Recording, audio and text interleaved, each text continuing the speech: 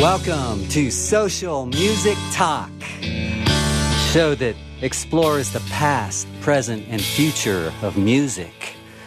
I'm your host, Alex Cosper, along with my producer, Sam Kadura. Hey, Alex. How Thanks you doing? for, I'm doing great. Today we're going to be talking about Tom Petty, and with us on the line from Los Angeles is Jon Scott. Hi, John. Hey, Alex. How you doing, man? Great. You're the author of Tom Petty and Me. That is it. A new book about my 40-year working relationship with Tom from 1977.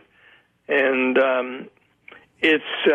people seem to be loving the book. I've got nothing but positive reviews, and that really excites me. It really does. Yeah, didn't you recently do an interview on Sirius, and that caused a surge of orders? Whoa, did it ever? It did. It definitely did. And Mark Felsot of Sirius did a great job. He's a really talented guy. And I do listen to Tom Petty radio quite a bit.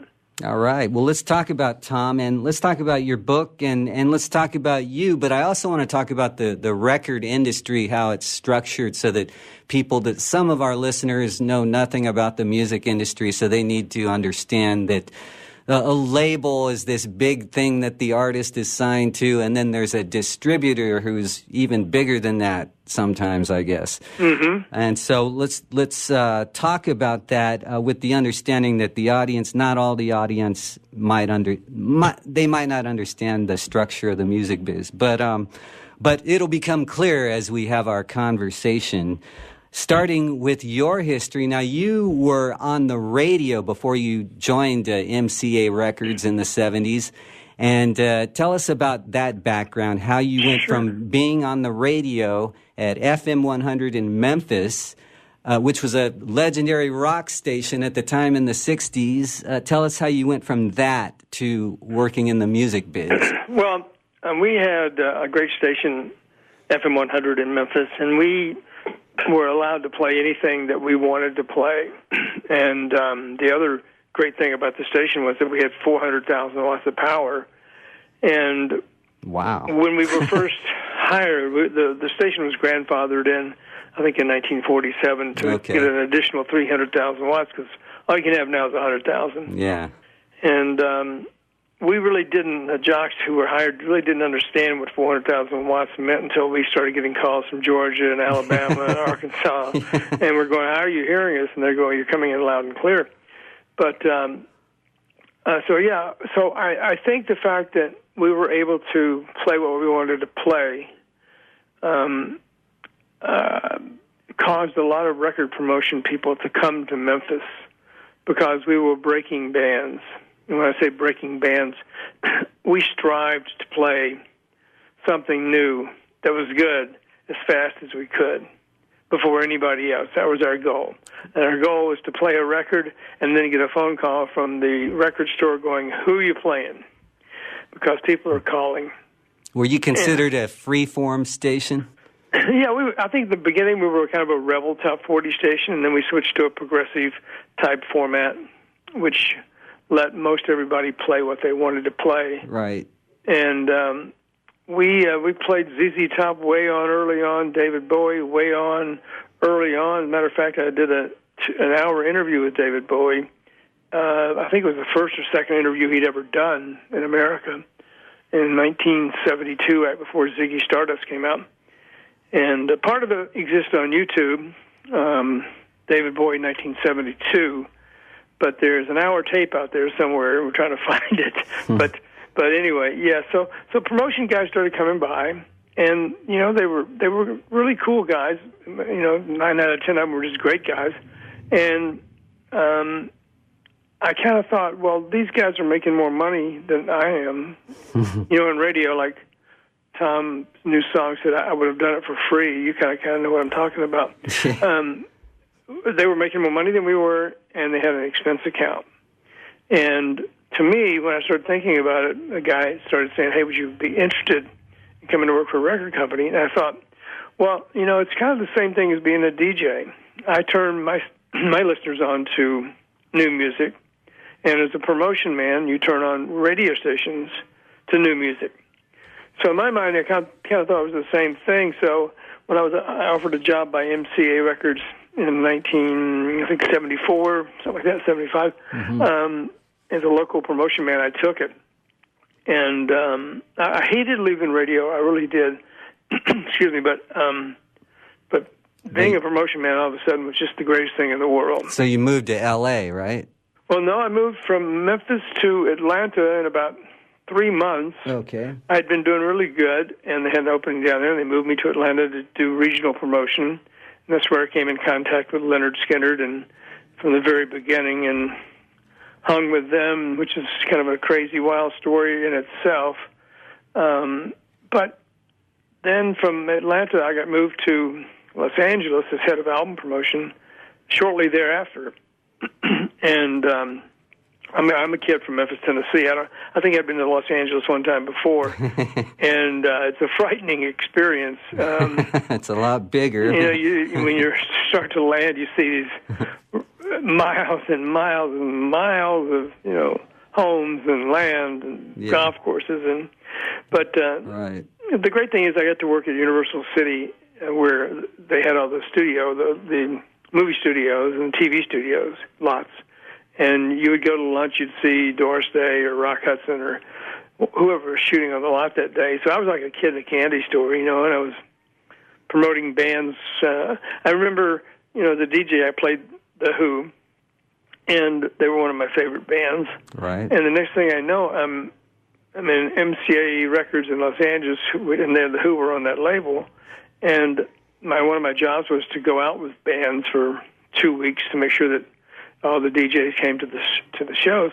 But I found myself sitting next to Pete Townsend, and I'm going, this is like unreal. Right. Here I am, a kid from Memphis, sitting next to one of my idols, Pete Townsend. Right. But, in radio, did you get to interview rock stars? Like, did bands come by the station? Oh, yeah. We had plenty of bands. I think the first interview I did was with the Byrds. Wow. And I think 4 or 5 all came up to the station, and they had patchouli oil on. And I didn't know what patchouli oil was, but it kind of smelled kind of funny. And as a matter of fact, after they left, my general manager came in and said, "Well, those guys smoking pot." And I said, "No, it's patchouli oil." But no, we interviewed, we had Billy Gibbons from ZZ Top, David Bowie, as I mentioned. Just lots and lots of people would come by because they knew that we were selling records. Yeah, because your station then was pretty much kind of like one of the hubs of the Southeast, right? Yeah, we were pretty much one of the first stations to switch from easy listening music to rock. So you're a powerhouse station that actually made a lot of bands happen, like that broke a lot of bands. Oh, right? Absolutely. Okay. And, you can look it up.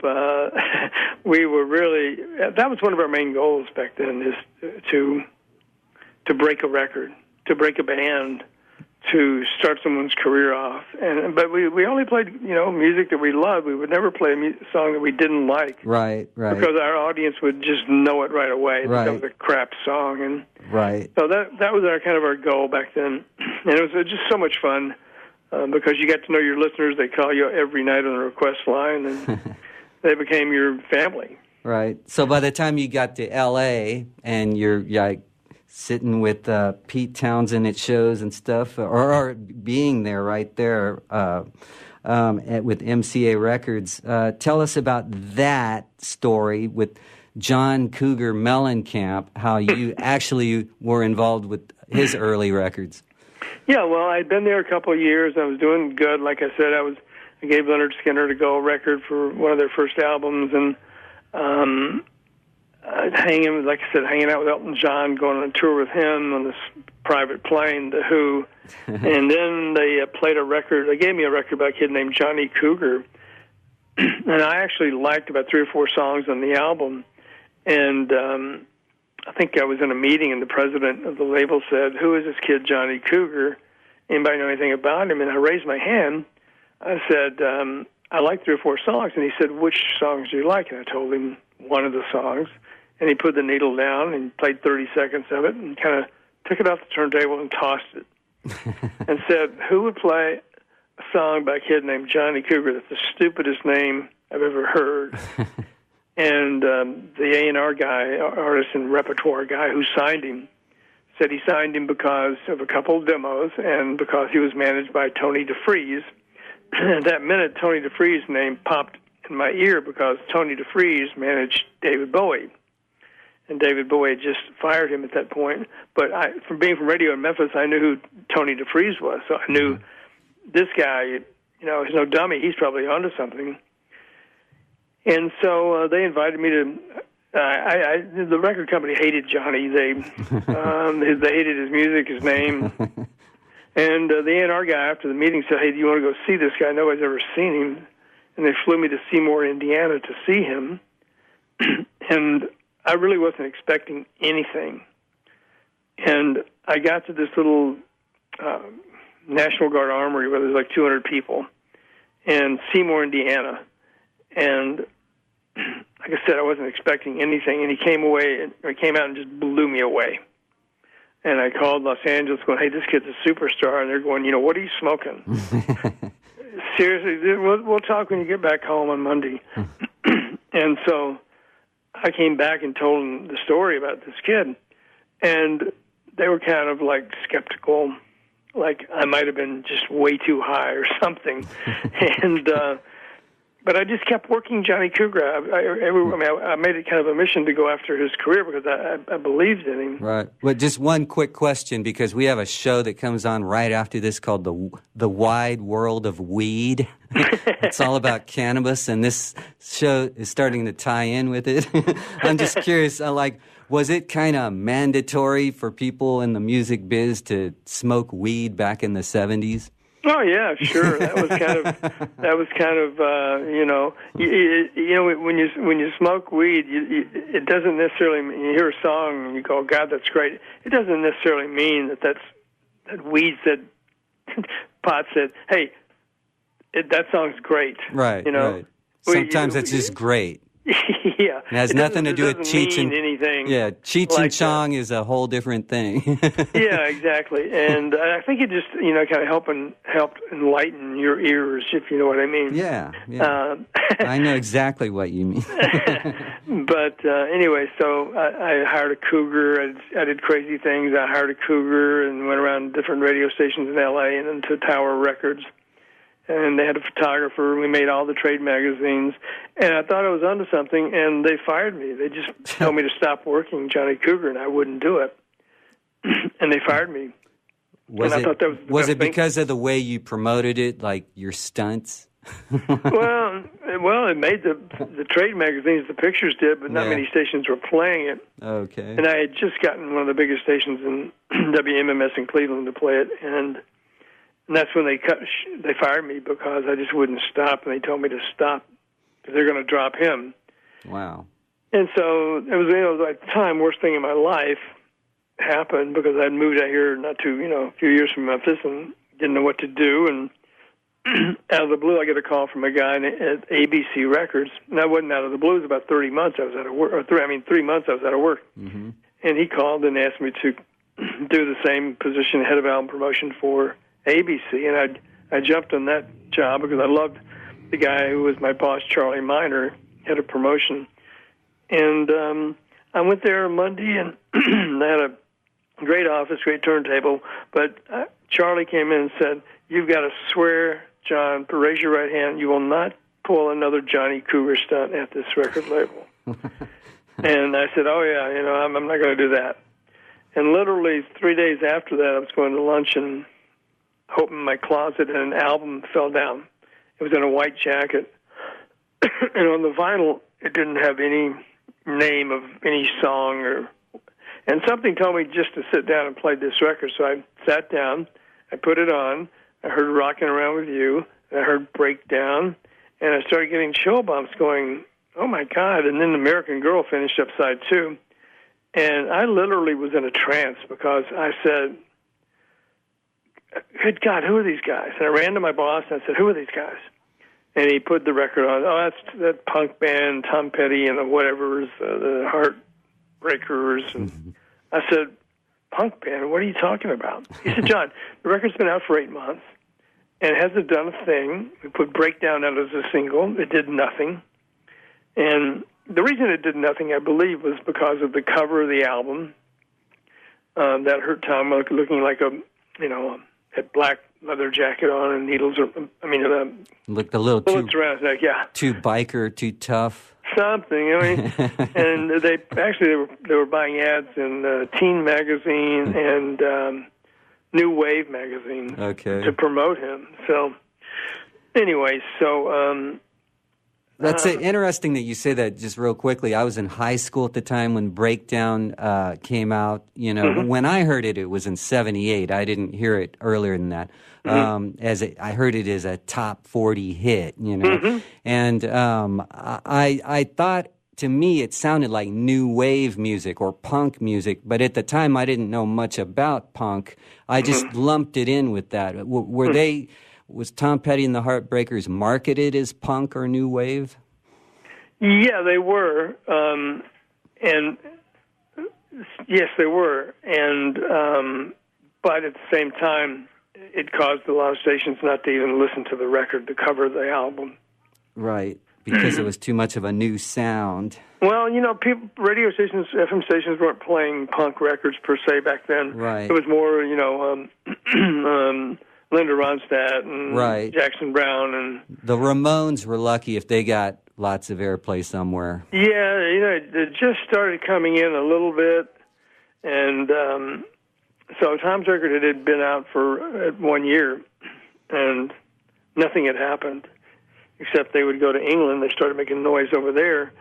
But you come back home, and Tom used to tell me, we go to England and people know who we are. We come back home and we're nobody.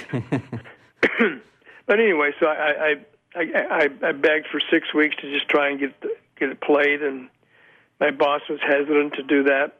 But I said, look, I have nothing else to do. If I can't get it played in 6 weeks, I'll stop. I promise. And so he said, go ahead and do it. Go ahead and try to get this unbankable, he called it an unbankable punk band. So it was its last chance to become a hit. Otherwise, they were going to get dropped, right? Yes, they were. Yeah. And who knows what would have happened after that. There's nobody that knows. But so I just went on another mission, and I didn't know what I took it to a friend's house with a DJ starting a new station here in Los Angeles, and he flipped out when he heard the record too. Never heard of him. Was that K West? Yes, K West, Charlie Kendall. Yeah. KWST. Yeah, KWST. And he said, are they any good live? And I said, Charlie, I don't know. I just picked up this record 2 days ago. And he said, it's just freaking awesome. Well, let's go. Where are they playing? I said, well, they're playing Saturday night at the Whiskey, opening for Blondie. And he said, let's go. I said, well, hell yeah. So we went, and I was sitting there going, before they came out, I was going, please, God, don't let them be bad. Please let them be looking like rockers and not punk bands. And they came out, and man, they were the coolest looking band you've ever seen in your life. Tom had a scarf on and a Flying V guitar and Vox amps, and they just slayed me. I mean, I had heard the music, and now I saw it. I was validated everything in my mind when I heard that record in 1977. And they played a 30-minute set. There was about 10 or 15 people in the Whiskey. There's no encore. And that's when I decided to go upstairs and introduce myself to the guy named Tom Petty. And I did, and told him that I was the new guy at ABC, and the whole band started laughing at me because Tom went, hey, you're the new guy at ABC, the record label we hate. And so I asked Tom, I said, have you ever heard your record on the radio in Los Angeles? He went, no. Excuse me, and why? And he said, why? I said, because you're going to hear it Monday morning on K West, this new station. Let me ask you, before you finish this part of the story, was Tom Petty already in a dispute with ABC, who had been bought out by MCA? No, not at that time. Okay, so why did he hate the label at that time? Well, because nothing was happening in the United States. Oh, okay. It was getting no airplay. Oh, okay. And the guy that my boss, Charlie Miner, was more of a top 40 guy. Okay.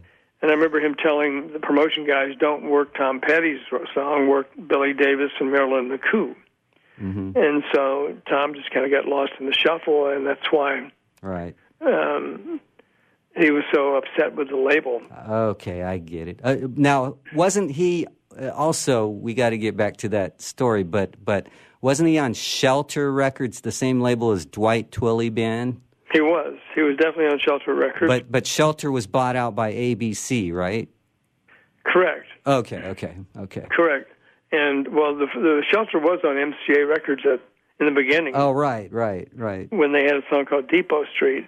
Okay. And I happened to be a new promotion guy, and guess what song I liked when I heard these? They sent you a cassette with all the new releases. Right. But they were called the Mudcrutch. Mudcrutch back then, yeah, in and 74. I listened to Depot Street, and I went, I like this song, but it's kind of a dumb name. Yeah. And I got it played on a radio station. Yeah. And cool. I called my boss, and I said, hey, I got Mudcrutch. My first ad is the promotion guy. And he said, forget Mudcrutch. It's only a single, so I forgot Mudcrutch. I didn't think anything more about him. And then Tom threw me out of whiskey, which was fine. I didn't care. I knew what I was going to do. I was going to break his career. I told him that. Told him who I was, and every time he didn't care. Heard the record on the radio, he's going to think of me, Jon Scott. And he just kind of went, yeah, right. So we got out of there, and within a week, Tower Records had ordered 250 copies of the album. Yeah. And wow. Yeah. Was it because of K West airplay? Yes, K West only. Okay. Because Charlie was playing it like once an hour. So then KLOS had to play it after that, They right? weren't playing it. No, it took a long time for KLOS and KMET to play it. Wow. But because they all thought it was a punk band. Yeah. But to me, it was like a no-brainer one listen. It was a no-brainer. It was the new Rolling Stones. It was the new future of rock and roll. It was, in my mind. Yeah. I'd never seen anything like this band live myself. I mean, the Who were great, Nelton was great, but the Tom Petty and the Heartbreakers, man, they're a band, and they do nothing but just rock, and they will, knock you on your socks. So then, from K West, the airplay grew from there, right? To put Breakdown high up on the charts, right? Slowly, it started slowly, and I had to convince a lot of people who had heard the record 6 months before and just dismissed it and said, "Hey, John, the promotion guy for ABC played us this record 8 months ago, and we don't like it, and we think it's a new wave band, and we're not going to play it." So I had my work cut out for me. Excuse me, but the breakthrough, I think, was when there's a station in San Francisco called KSAN, and they were really a champion of Tom Petty. And the program director there said, I asked her to keep playing Breakdown. She said, "John, I've played it for 8 months. I can't play it anymore. Give me something new." So we recorded a live version in front of about 50 people at Capitol Records. And it was a whole concert, but I had told Tom I need a kick-ass version of Breakdown like you've never done before. And he promised me he would, and he did.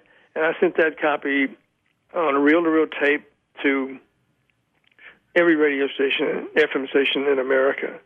And I think I said, forget the black leather jacket and the bullets, just play the effing record.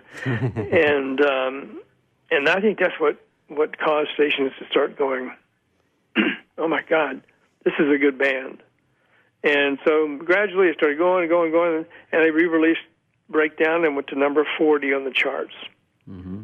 And so it took a lot of convincing to a lot of people. I mean, there were still people, even though I think it was 90 stations that we didn't have on the record that were programmed by one consulting firm. And they thought it was a hype. Was that Lee Abrams? Yeah, Abrams Burkhardt. Yeah, Burkhardt yeah. Abrams. Yes, Burkhardt Abrams. Burkhardt Abrams. And Douglas, yeah. But Abrams was the music guy, right? And so he was the guy you had to convince really to get a record on a lot of stations, a lot of rock stations to get a big rock I mean, they just couldn't. Stations were they were consultant, and the stations were paying them good money for their research and their information, and they didn't like the band. They didn't like the record. So it took me going to Atlanta And Lee came up with an idea to do these radio frequency tours. Like, if your station was 103 on the dial, the tickets would be $1.03. And we had to do that in about 10 markets, and which is kind of humiliating when you're playing for $1.03 and you have practically giveaway tickets. But people came, and we got them in the doors, and all the jocks came in the doors. And when you see Tom Petty, immediately there's something different about this band. They're damn good. And that was kind of the breakthrough of once he added it to the 90 stations, it was like, wow. This is like on the 5th week of my 6th week that I asked for. Right. So, because my boss would come by my office and go, John, he'd look at his watch and go, it's any ads on that guy Petty? In the beginning, I was kind of going, it's coming. But anyway, so that kind of sealed the deal. We had every station in America playing Breakdown. So at what point did they go back and listen to the first album and pick up on American Girl and other songs? Well, American Girl, I may be wrong about this, but I don't think it was released as a single. Right. Not at first, but it later became his signature song. Yeah.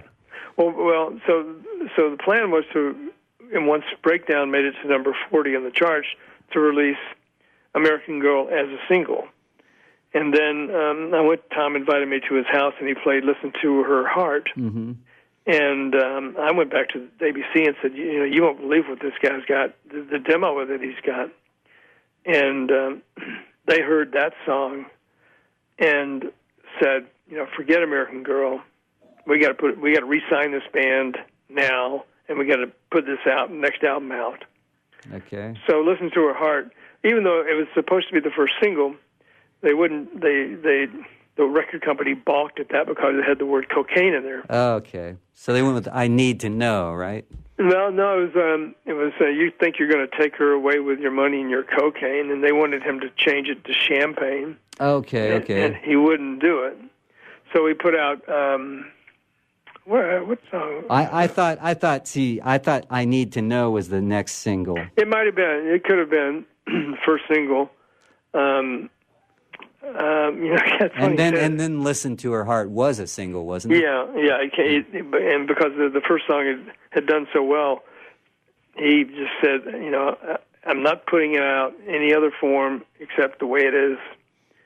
Okay. And they put it out, and every FM station in America just went crazy because top 40 stations would not play a song that had the word cocaine in it. Well, the song Cocaine by Eric Clapton, that came out, 79? Yeah, he probably had the same problem. So that was a year later, probably. Right. Yeah. Right, I'm sure he had the same problem. And the Grateful Dead song, Casey Jones talked about High on Cocaine, and that was early 70s, and there was one other, Ringo Starr, No-No song talked about cocaine. There were a few songs to mention it leading up to that. Yeah, there was, but no top 40 station would ever touch a record like that. Okay. But once FM stations started going on playing the hell out of that song, top 40 stations finally jumped in, and I'm not sure how high Listen to Her Heart got on the charts. It was pretty high on the top 40 charts, but It didn't crack. I think it maybe ended up at number 62 or something like that. But because there were still stations that wouldn't play it. But Damn the Torpedoes, that silenced all critics, right? I mean, that was the big breakthrough for the band. Absolutely. That was when they got into their fight with MCA. Right. And that was 1979. Right, MCA wanted to buy ABC Records, and Tom was he was not happy about that because he had been with Mudcrutch on MCA and nothing happened. I wasn't happy about going back to MCA because I thought they would just fire me again, and right around that time. A guy played me a record by a kid named Billy Thorpe, an Australian singer who had a song out called "Children of the Sun," and that was it. And they offered me a job to leave ABC, and I was kind of happy because MCA was in the process of buying ABC Records, and they wanted Tom lock, stock, and barrel, and he said no. Okay.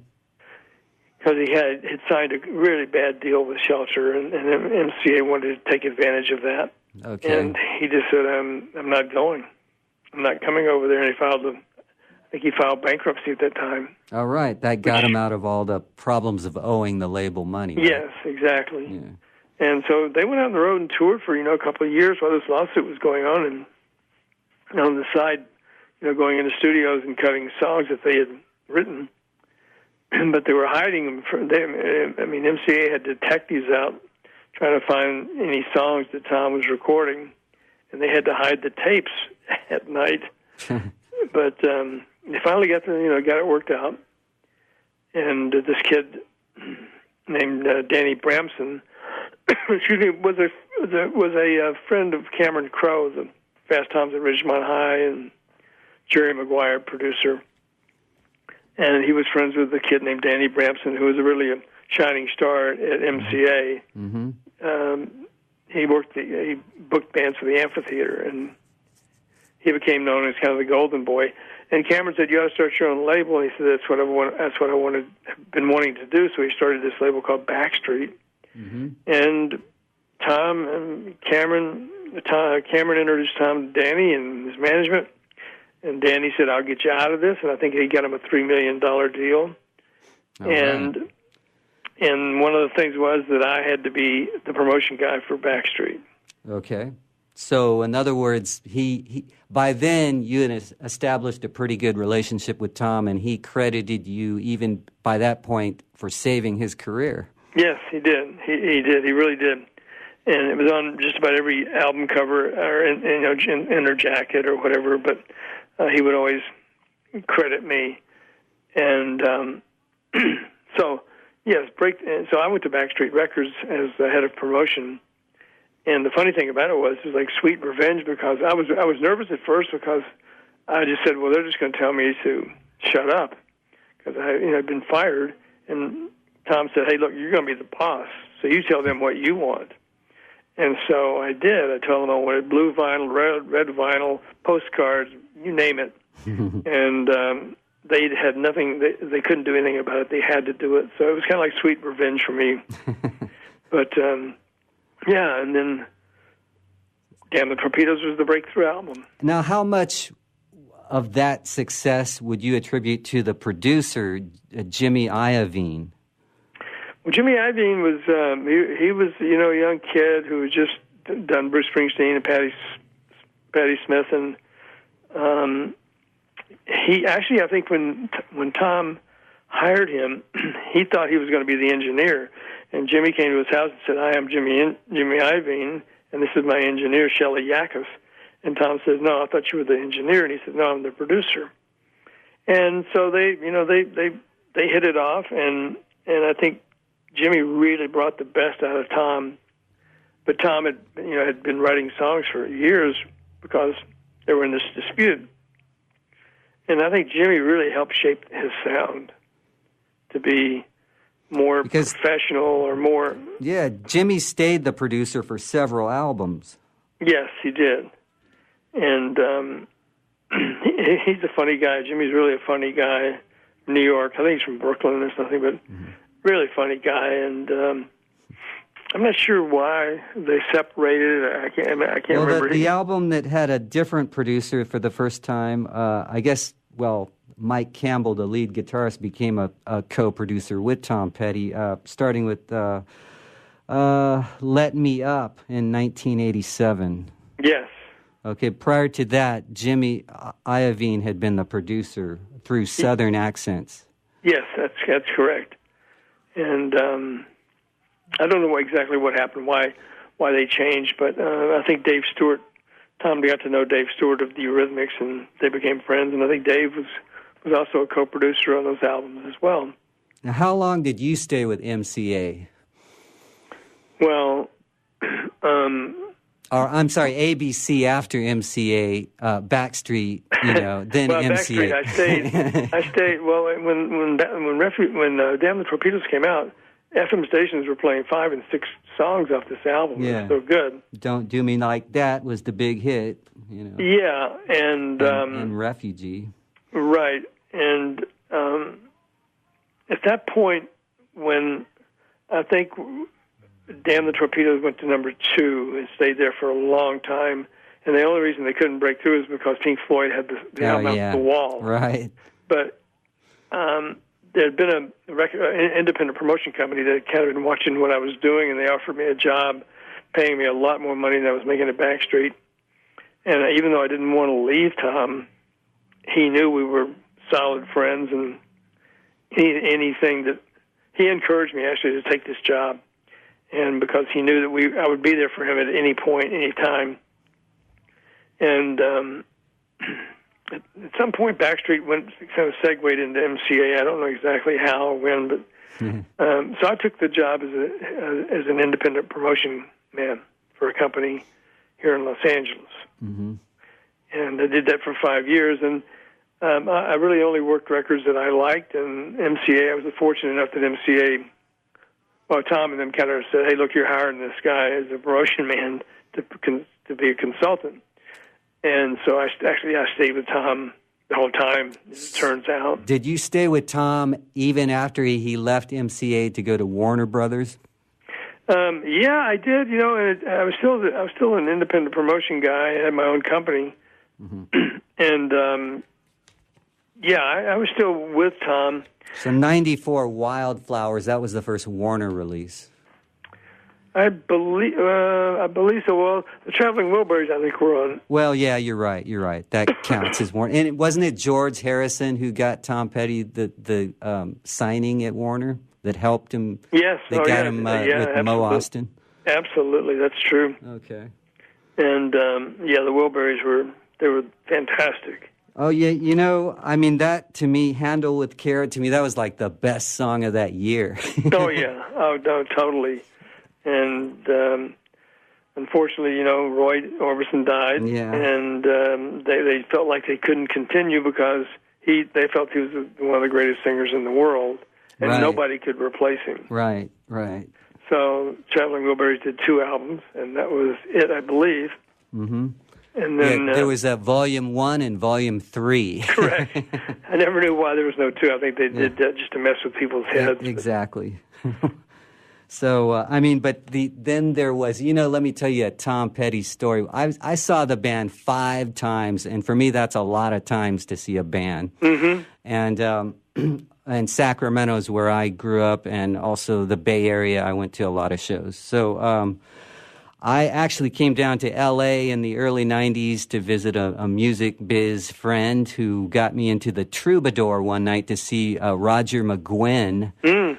And out of nowhere, Roger brings Tom Petty on stage. Correct. And it was like, wow. And they did probably My Back Pages and some Bird songs. And in the crowd, I was hanging next to Weird Al Yankovic. So, the Troubadour, that's a place where you could just go and see anything can happen, right? Sure, anything. Just kind of like the whiskey in a way. Yeah. That was a funny time. But, when Roger first heard American Girl, the rumor has it, or the story was that he asked somebody, did I write that song? And because it had by the time the Byrds were a tremendous influence on Tom. Yeah, I could tell. Yet he in the documentary, he said that he didn't really think they could sound like the Byrds. The band couldn't sound like the Tom Petty and the Heartbreakers. No, they were just influenced by they made it their own sound. Tom and them, they were influenced by a lot of '60s bands and a lot of English bands, but they made it their own sound. Oh yeah, definitely. And that's what was great about Tom. And you go to see a Tom Petty show, and you're going to be, for 2.5 hours, you're going to be singing every song and forgetting about anything that's happening in the world. Oh, yeah. He made it a party. He turned it into an event. He was one of the best performing acts I've ever seen. To me, he's one of the best garage bands in the world, and I say that with the utmost respect. Yep. because he did cover songs and a lot of different cover songs. And, yeah, Psychotic Reaction by the Count Five. Yeah, he's really Gloria, good at that. You know what?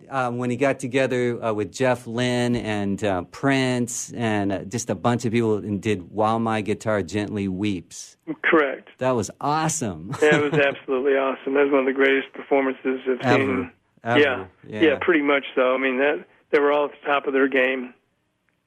So talk about your relationship with Tom. Like, how well did you know him, and did you guys talk music and radio a lot? Oh, yeah.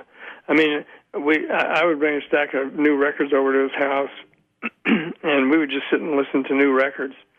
And then he would play me some stuff that he had that were older records that influenced him. But I mainly would come over with new releases that I liked. And one of them was Tommy Two-Tone, 8675309. Yeah. And he put them on their tour. Yeah, he was the opening band.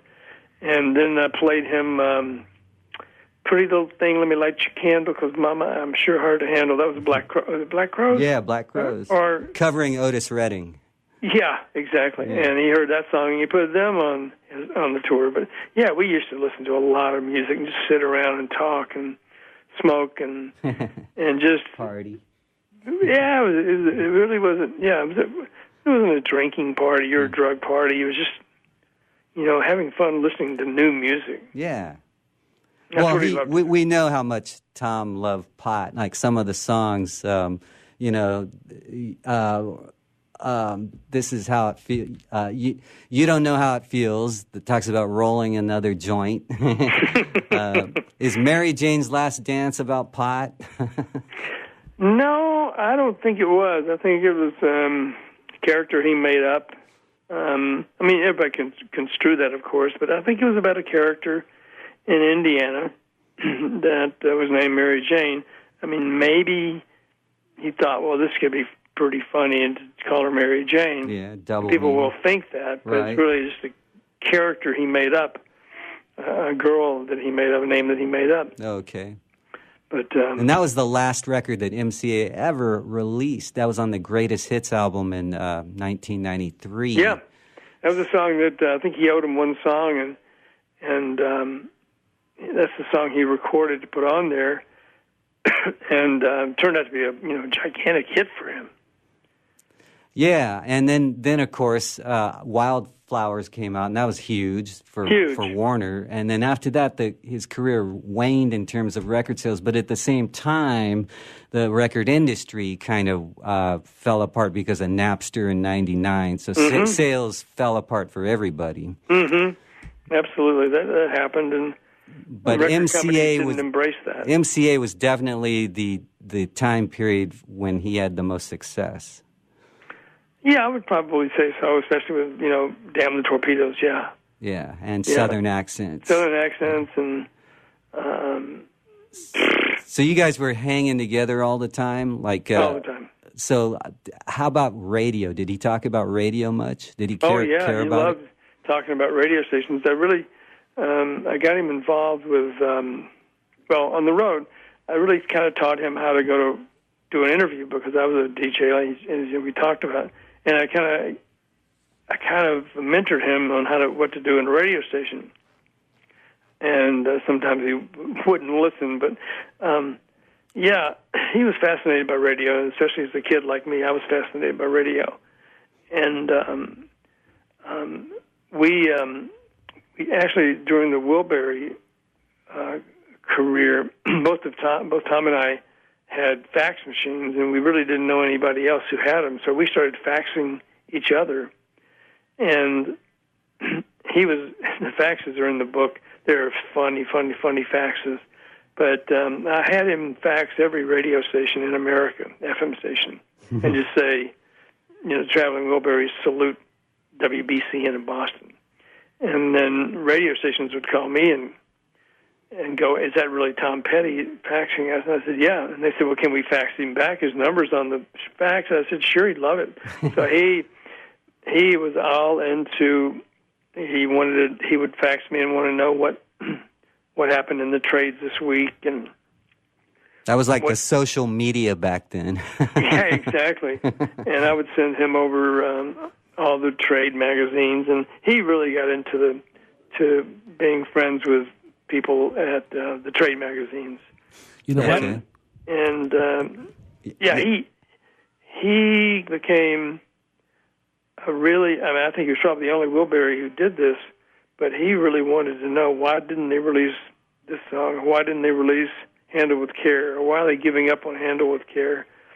And that missed the top 40, but it was a big song in history. Correct. Oh yeah, and so he loved hanging with the record guy. I mean, the radio station guys.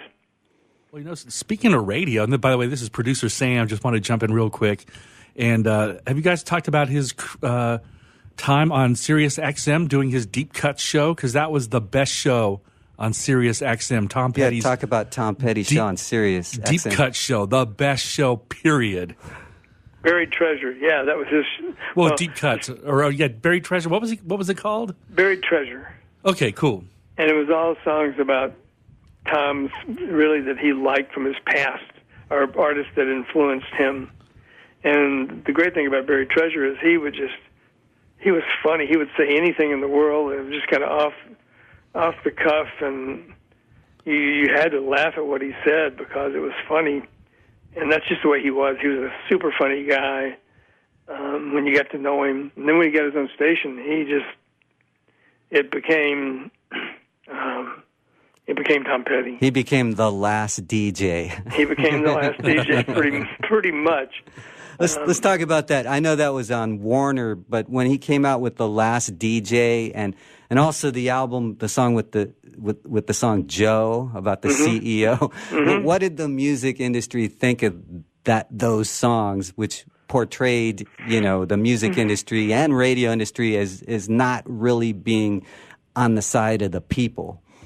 Well, I think they portrayed it as more as radio not being on the side of people.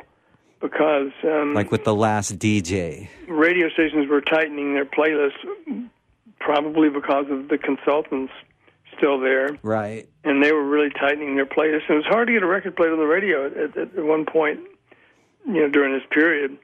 And and Tom just felt like radio had just, and a lot of record companies hated the fact that they had to go through a consultant to get a record played, right? And so I don't think I think it was more I don't think anybody really was angry about The Last DJ because it was true. Yeah, true story all the way. Nobody was playing. There was only a few stations in America that could play what they wanted to play. No more FM 100s.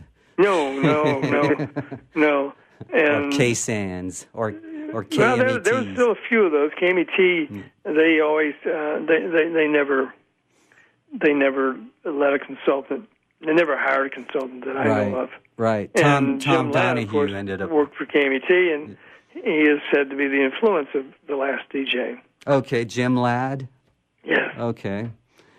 Well, that's interesting. So you hung with Tom till the end, right? I mean, the 40th anniversary tour, 2017. He even mentioned you in his final show in Hollywood. Mm-hmm. Wasn't that at the Hollywood Bowl? It was at the Hollywood Bowl. Yeah. I did 3 shows at the Hollywood Bowl, and I only went to the last show because I knew that it could be his last concert ever because there was word that he might stop touring, even though there was they were talking about doing a Wildflowers tour. But still, there was also, kind of the last tour, and so Sirius XM had a live broadcast from the Hollywood Bowl that night. And I went down, and they asked me to come and do an interview, and I think I did an interview about 6 o'clock at night. And I found this out later. And one of the reasons, Tom stopped the show and dedicated a song to me called I Won't Back Down for what I did throughout his career. It was just stunning. I mean, I was like in a trance. I was in a different state of mind. I was tears coming out of my eyes of joy, but so you didn't expect that? No, not at all. I mean, he's given me shout-outs before in the past, but not like this one in front of 18,000 people, especially at his last concert ever. And I didn't go backstage that night. I did the interview, and later on at the memorial for Tom, his wife told me, she said, "Do you want to know one of the reasons why he did that shout out to you?" And I said, "Sure." He said, she said, we got in the car about 6 o'clock to go to the Hollywood Bowl. And, of course, this station was on Tom Petty Radio. And he heard that I was getting ready to be interviewed, and he said, "Hey, be quiet. I want to hear what Jon Scott has to say." And so I told the story, basically, as I know it to be true. And he just looked at her and he said, "Dana, what he just said hit my heart." And it hit my heart really hard. And so that's why one of the reasons he wanted to give me the shout out, because he knew I was at the concert. And like I said, I think it was a gift he gave me. Where were you at the time when he made the announcement? Where? Yeah, where were you? Were you backstage? Out in the. I didn't go backstage, like I said, because I knew it would be bedlam back there. And so I was sitting out in the audience and with my daughter. Oh, okay. And just not expecting anything like that. So it's captured on video. I've seen it on YouTube. Yes, it's pretty amazing, because you have to understand, I had no idea it was coming, and when he did it, I didn't know what to do. I couldn't believe it. But he did play "I Won't Back Down," because that's what I did in the beginning of his career. I just didn't back down. And that's what he said in the announcement, that you basically saved the band's career, that basically you just kept on going with it for 6 weeks and got it on the radio. Exactly. That's exactly what happened. And a lot of people ask, what would have happened to Tom Petty if you hadn't have come into his life? And there's no answer. Maybe he would have been signed by another band. By another label. That's possible. He could have broken up the band. And, there's no telling. But so you wrote a book about it, Tom Petty and Me, and that's out right now. So tell us about the book, and sure. Basically you've documented your relationship with Tom, pretty much, right? Yeah, I did. I had been working on a book about my life with, about my life with bands like Leonard Skinner and The Who, and stories about that. And I was writing, Tom was in there too. But when he passed away a week later, I sat down and I couldn't write about The Who or Leonard Skinner or Elton John. And to be perfectly honest with you, Tom visited me in a dream, and he's done that quite often. And a lot of people don't believe things like that, but I'm a firm believer in that. And he told me to call my book Tom Petty and Me. And I got up at 4 o'clock in the morning and went to GoDaddy. I typed in TomPettyandMe.com, and there it was available. I just clicked on it, and I just sat down and started writing my story, or stories, about the very beginning, like we've talked about, and how I became friends with him, and going on the road with him every night and watching history made every night, because he wanted every concert to be better than the night before. And actually, he wanted every album to be better than the album before, and he pretty much did that. And that was seeing him on a nightly basis was unbelievable, because he didn't have a complete, he would change the set around a lot, so you never knew what was coming. And I saw him do 6 encores one night. I've never seen this thing like that in my life. But So my book is basically all about stories about me and Tom, and things that we did, and radio stations that we went to, and the fun we had at holidays. My wife, my family became their family.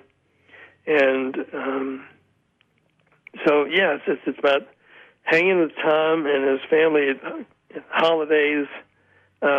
In 1980, my house got flooded, and the insurance company deemed it an act of God and wouldn't pay.